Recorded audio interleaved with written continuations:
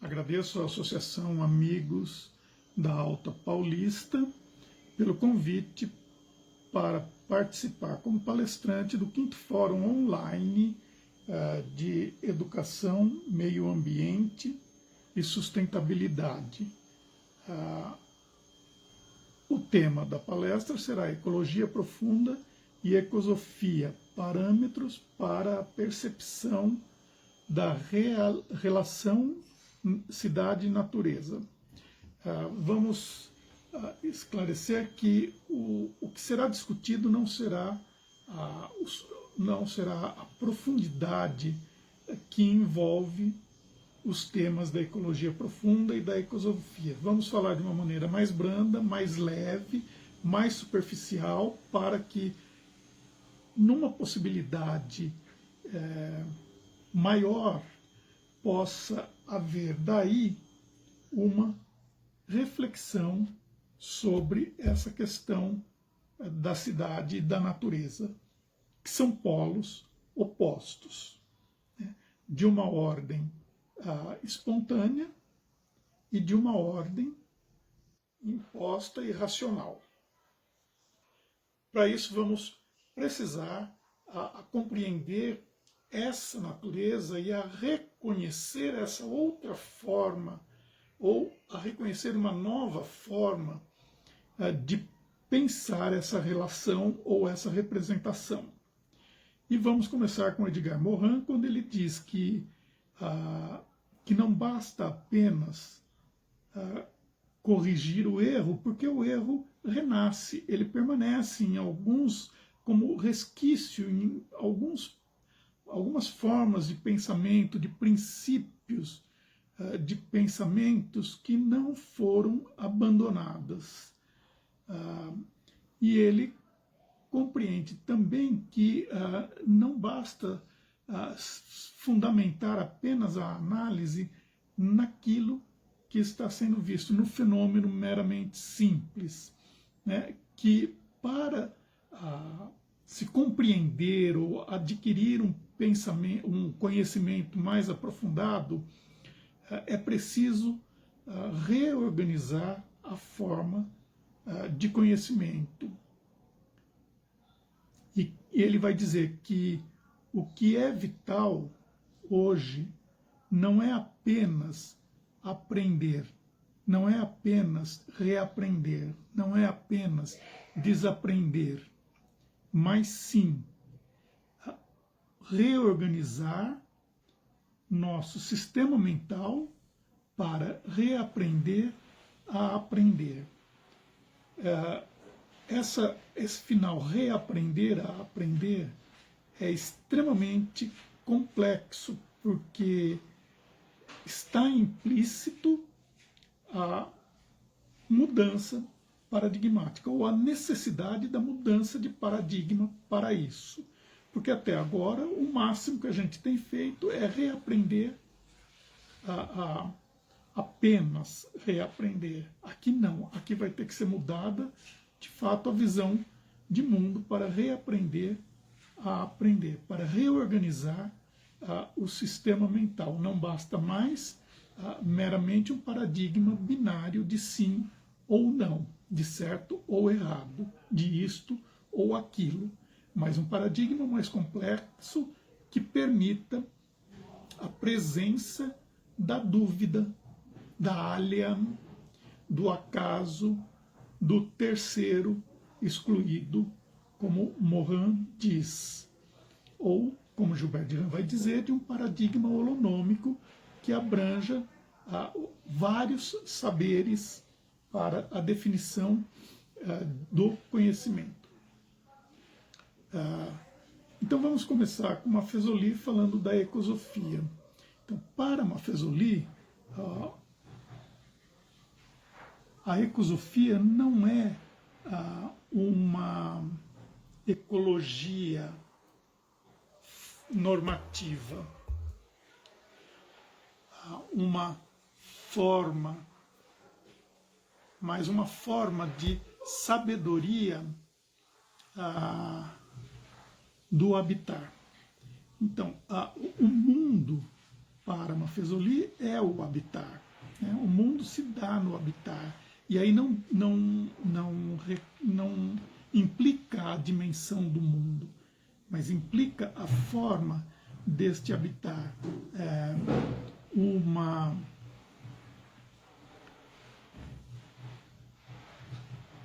articulação do sensível. Portanto, para Mafezoli, a ecosofia ela reside na sabedoria do habitar por meio de uma articulação do sensível entre uma natureza e a coletividade e a humanidade. Então, o meio ambiente, o indivíduo e o coletivo estão juntos nessa percepção sensível do habitar. Se fundamenta numa experiência de vida estética, afetiva do mundo.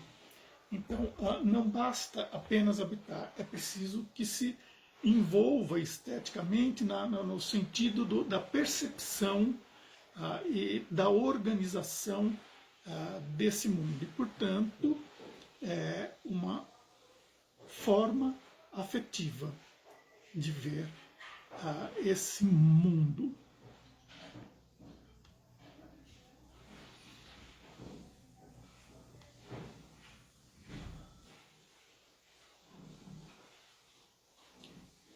E uma leitura, portanto, dessas sociologia do sensível. Então, o Mafezoli vai perceber isso como uma crise da modernidade.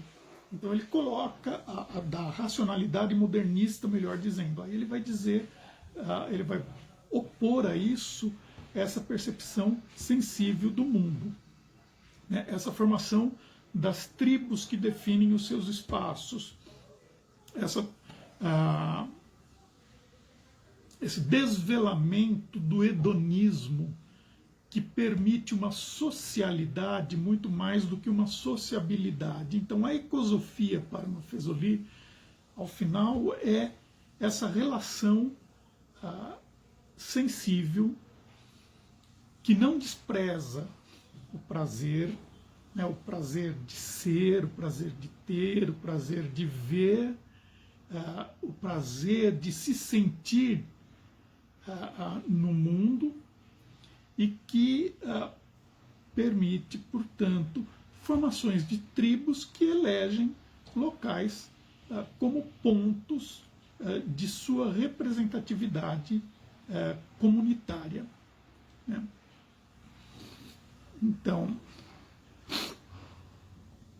entre a razão ou ante a razão, Mafezoli propõe a sensibilidade.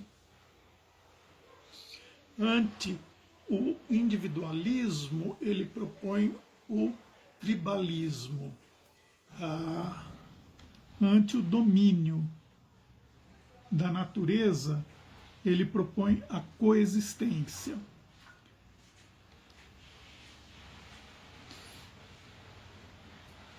E, por fim, ele pensa um retorno cíclico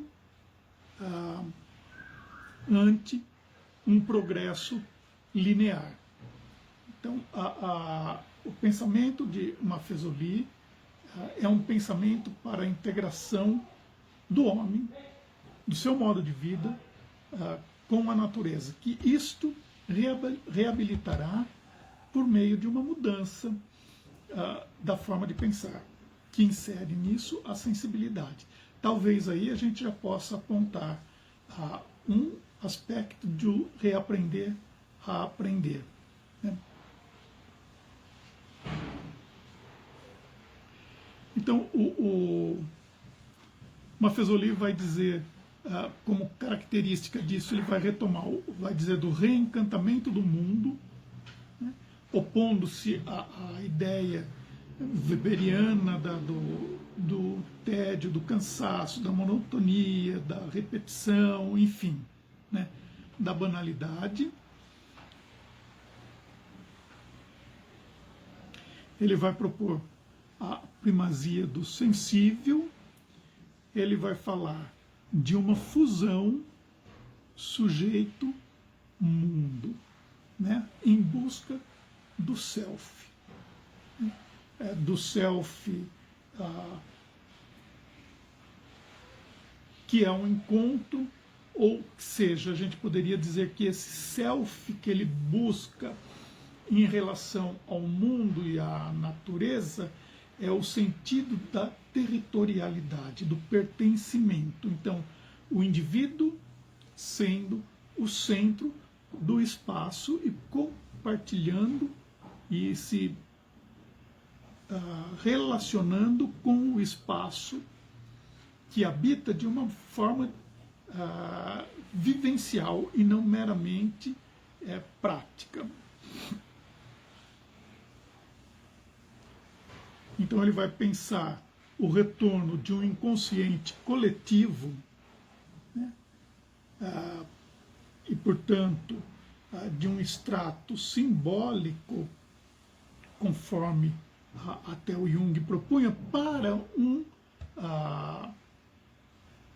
inconsciente coletivo. Né? Então esse inconsciente coletivo para um inconsciente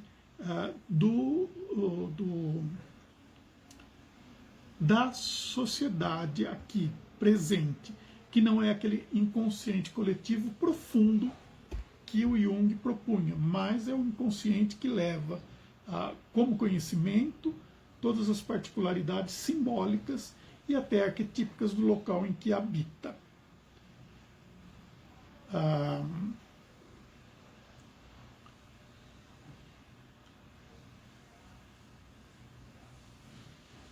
Então, para Mafezoli, a sensibilidade ecosófica não é um conceito ecológico, mas uma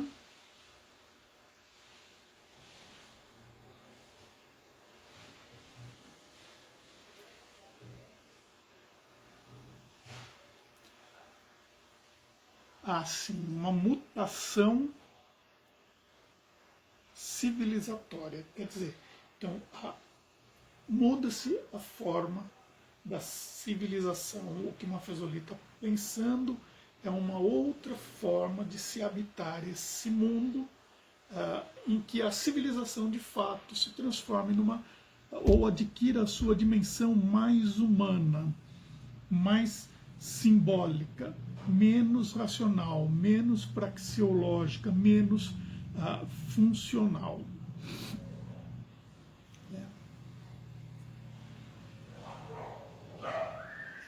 Assim é que ele vai dizer que a sensibilidade ecosófica é uma forma de empatia, de paixão, de paixão intensa e comum com o espaço onde se situa. Quer dizer, onde se situa individualmente ou comunitariamente. Quer dizer, essa empatia com o lugar é que será o sentido de ecosofia para Mafezoli. Portanto, fica claro que não há somente uma questão racional.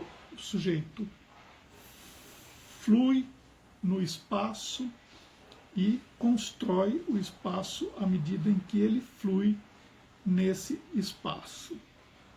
Então, para Mafezoli, a ecosofia é a ligação direta do sujeito com o espaço, na sua forma de viver, na sua forma de habitar, na sua forma de construir o conhecimento, na sua forma de ressimbolizar ou de permitir que os símbolos surjam espontaneamente.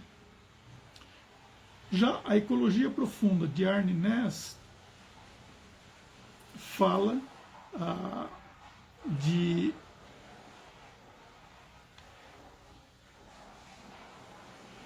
uma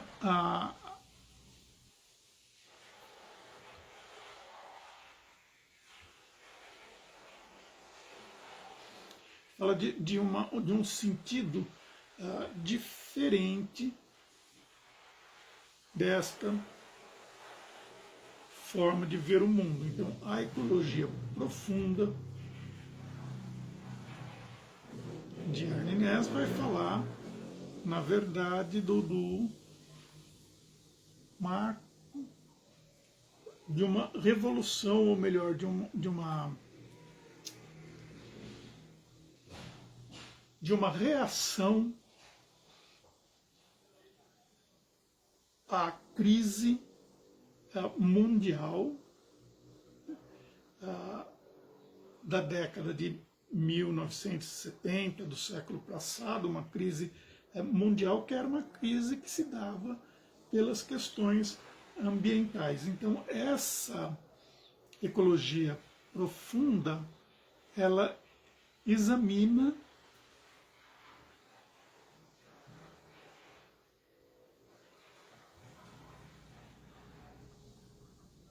os fenômenos ontológicos, éticos, epistemológicos desse mundo contemporâneo. Por quê? Porque a Arne Naess vai dizer que é preciso que não se tenha, ou não se trabalhe, ou não se pense a ecologia apenas na sua forma primária, na sua forma mais superficial, vamos dizer assim, que é essa forma em que se dá ou em que se dão as políticas ambientalistas, né? Essa questão das catástrofes climáticas, das enchentes, da reciclagem, enfim. Né? Quando ele está tratando de uma ecologia profunda, ele está dizendo de uma ontologia, de uma forma de ser, né? De uma forma de se formar para o mundo, de uma forma de crescer enquanto indivíduo e enquanto ser que participa do mundo. Né? Então, a ecologia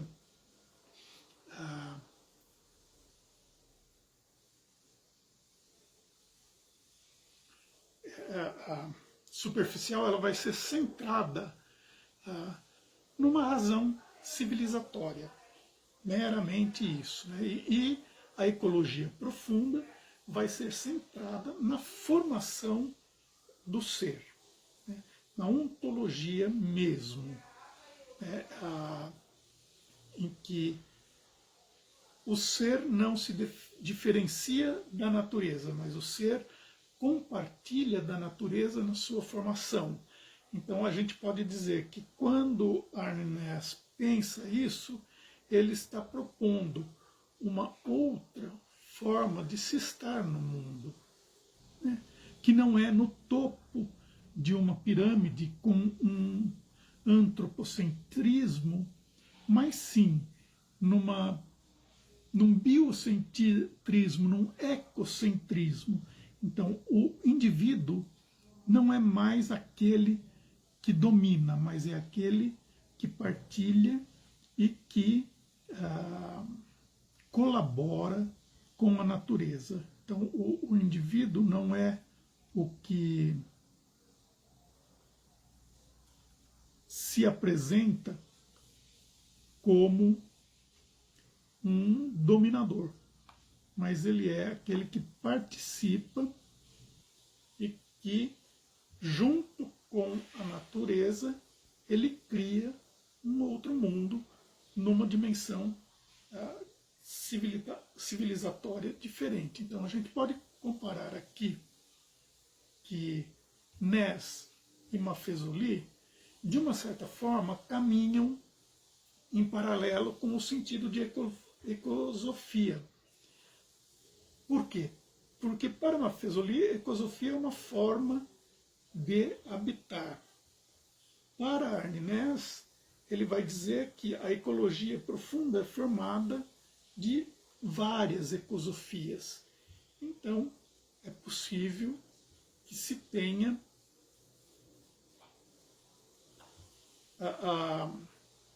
um pensamento que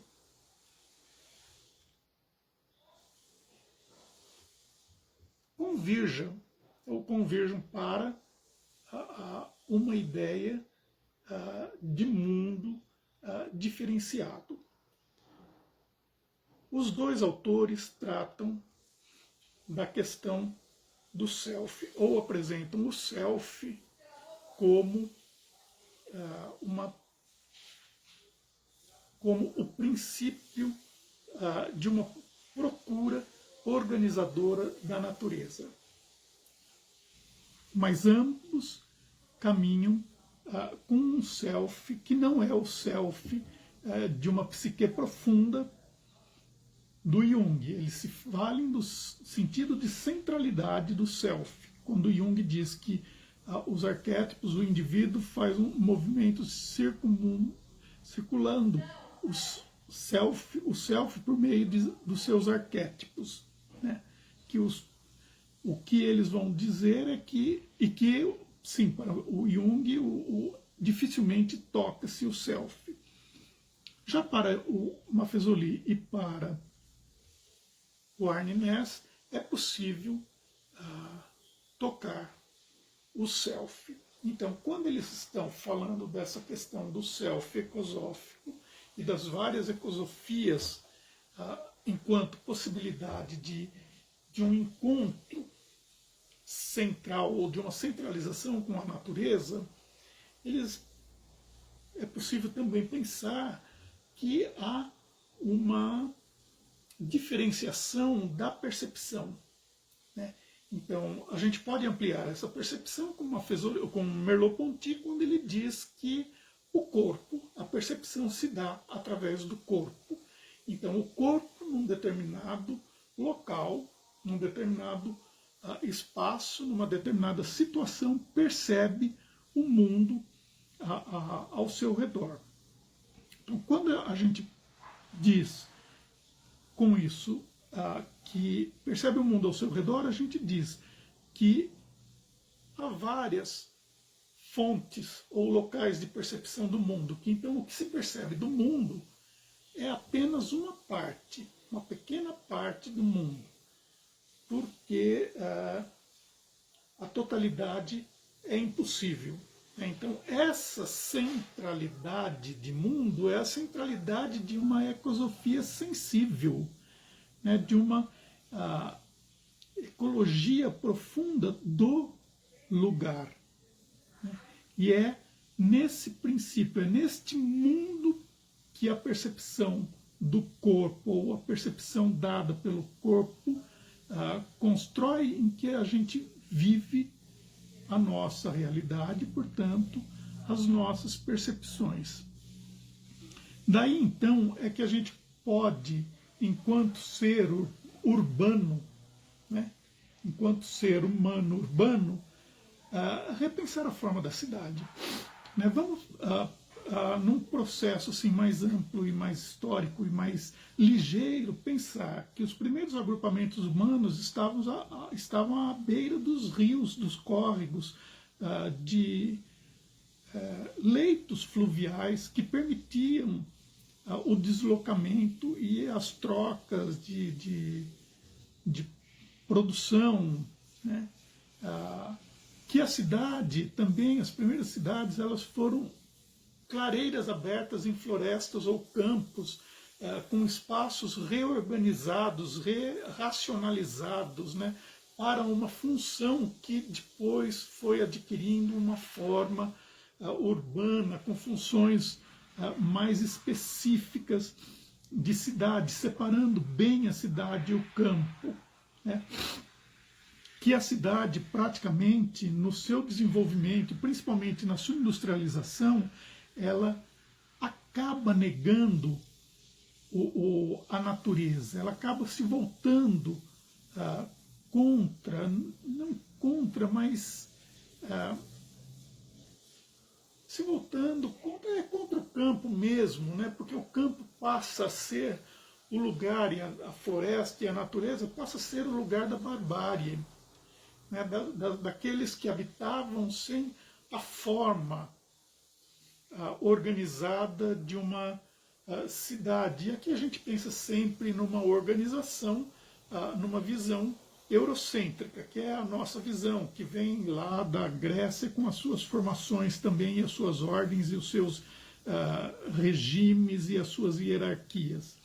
Então a cidade ela se volta contra o campo, mesmo valendo-se dos favores da natureza, como os córregos, os rios que acabam sendo enterrados e poluídos, as árvores que acabam sendo arrancadas, favorecendo asfaltos e ruas e coisa e tal, e hoje a gente vive a cidade como um forno, né? Hoje a gente vive buscando ou lutando para reaver o que era antes natural e que estava ali dado, né? O que um urbanismo depredou com a ideia de progresso, né? E nem sempre, nesse sentido, progresso é desenvolvimento. Estamos vendo isso hoje, né? E hoje ainda com um fator mais agravante, porque esse progresso cedeu lugar ao empreendedorismo, que é a devastação da memória urbana e da cultura urbana para a construção de unidades habitacionais de 40 metros quadrados, enfim. Né? Quando a cidade moderna e contemporânea percebe essa instabilidade, esta incoerência, ela começa também num processo histórico, né, a criar os seus parques, jardins, suas florestas urbanas, como uma tentativa de salvar uma melhoria de vida, de ter um bem-estar mais apropriado para os habitantes da cidade, que hoje é uma grande parte da população mundial. Então, quando isso começa, a gente começa a perceber que esse bucolismo, que não é nenhuma coisa de uma proposta, de um projeto, é realmente um bucolismo. A princípio, os grandes parques, os jardins botânicos e coisa e tal, para a burguesia passear.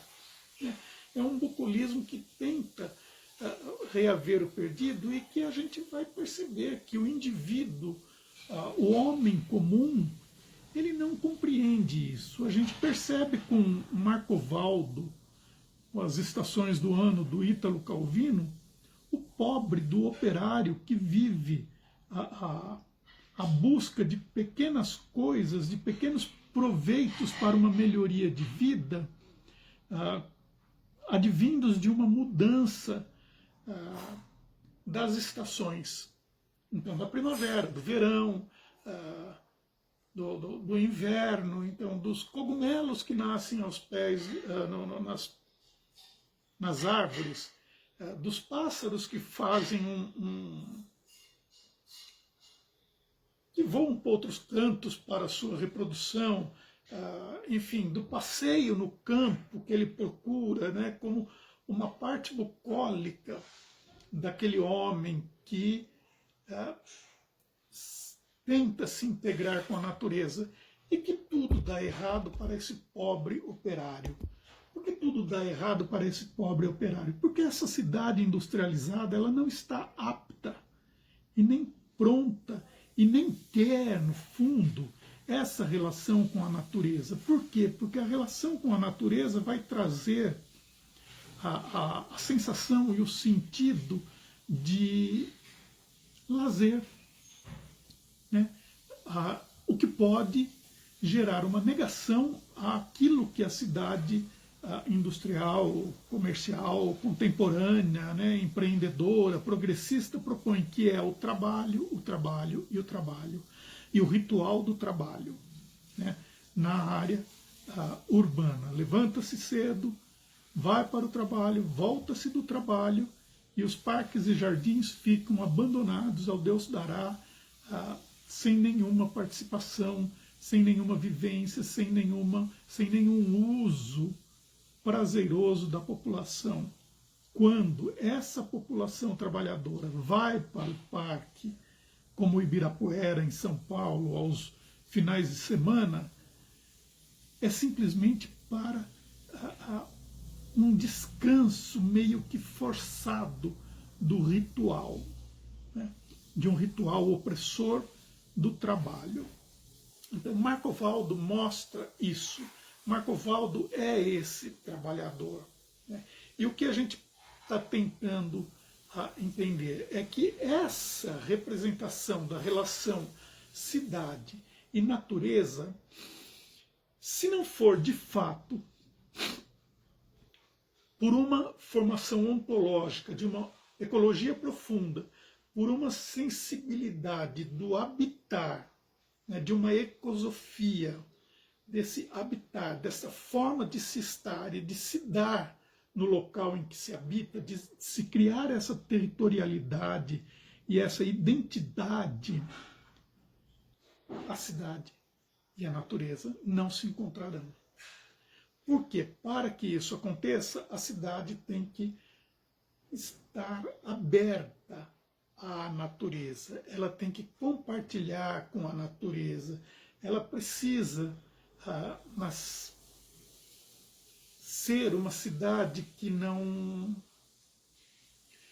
ultrapasse e nem invada e nem destrua o caminho dos animais, por exemplo.